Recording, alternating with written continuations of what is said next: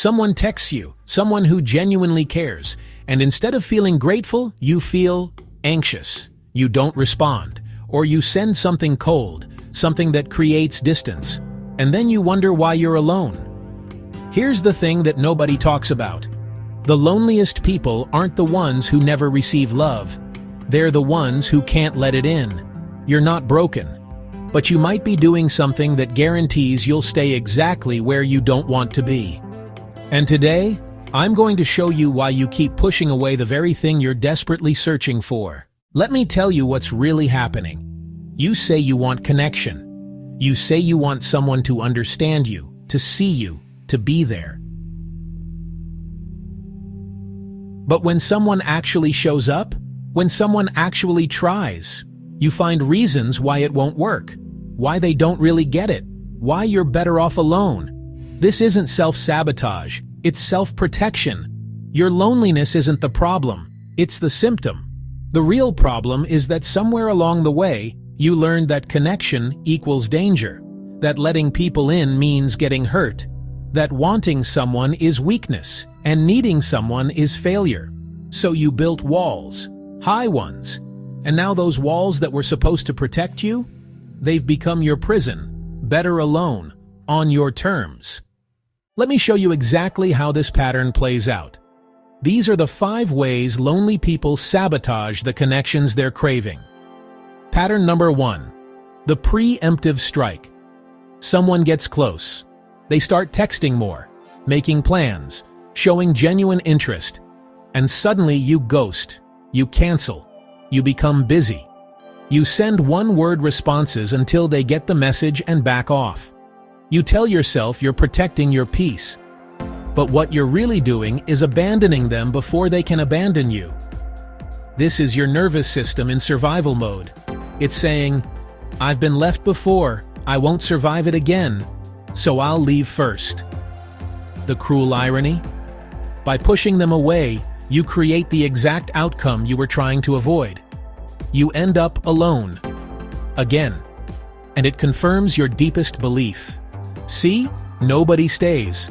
I was right to protect myself. Pattern number 2. The impossible standard. You meet someone who cares about you, but they're not perfect. They forget to text back once. They misunderstand something you said.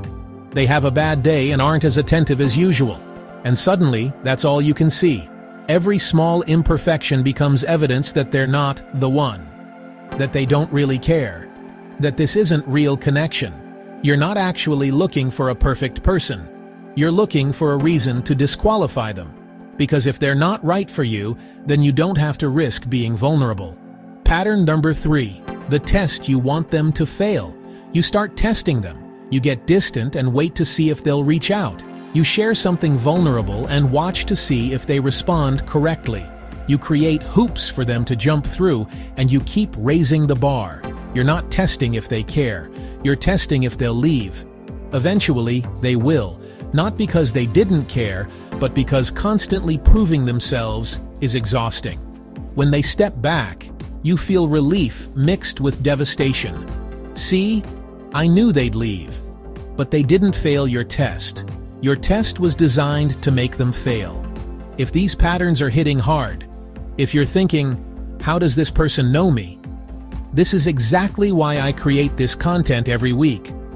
We go deep into the patterns that control your relationships and show you how to change them. If you want more insights like this, the kind that make you say, I needed to hear this, hit that subscribe button. Welcome to the community. Now let's keep going. Pattern number 4. The vulnerability shutdown. Someone asks you a real question. How are you really doing? What's been on your mind? You shut down. I'm fine. Nothing's wrong. You're not protecting your privacy. You're protecting your wound. If they see the real you, the messy, imperfect you, they might confirm your worst fear. Pattern number 5. The self-fulfilling prophecy. You expect people to leave. You keep one foot out the door. You maintain an emotional distance that says, I don't really need you. People feel that. They match your energy and pull back. You read it as proof. See, they're going to leave.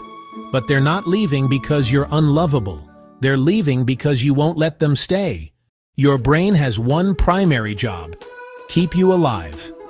Somewhere in your history, childhood, heartbreak, a series of rejections, your brain learned emotional connection is dangerous. Maybe you were vulnerable and got hurt. Maybe you needed someone and they weren't there. Your nervous system took notes. When we open up, bad things happen. The solution? Don't open up. Don't need anyone. This is attachment wounding, and it's not your fault. Those protection mechanisms saved you then. They're suffocating you now. Think of the hedgehog's dilemma. We need warmth from each other to survive, but when we get close, we get hurt. So we move toward and away, trying to find an impossible balance. The loneliest part? You know you're doing it. You watch yourself sabotage like someone else is driving your life into a wall. You're not broken. You're adapted. Every pattern we discussed served you once. That part of you that pushes people away is trying to save you from devastation it remembers. It's not your enemy. It's a scared, protective part that never learned safety is possible. You're not commitment phobic or damaged goods. You're someone who learned that love isn't safe. And you've been trying to survive ever since. What needs to happen? Recognize the threat is in the past. Your nervous system is still fighting a war that ended years ago. The people trying to love you now aren't the ones who hurt you then. You deserve to heal, not because something's wrong with you, but because something right is buried under these patterns. So how do you change this? Here are 5 steps to rewire these patterns. Step 1. Name the pattern when it happens. This is my protection pattern. I'm feeling scared. My nervous system thinks I'm in danger, but I'm safe. Step 2. Practice micro-vulnerabilities. Small truths. I've been a bit stressed. Thank you, that means a lot. I'm anxious, but I want to try. Step 3. Challenge your predictions. Start collecting evidence against your fear. Keep a list of moments people show up. Step 4. Communicate your pattern to safe people. I sometimes push people away when I get scared. If I get distant, please gently call me on it. Step 5. Build distress tolerance. Discomfort isn't danger. Text back when you want to disappear. Show up when you want to cancel. Each time you feel fear and stay, you're teaching your brain that connection can be safe. Imagine this. Someone texts you, and instead of anxiety, you feel warmth. You respond genuinely. You make plans. You show up.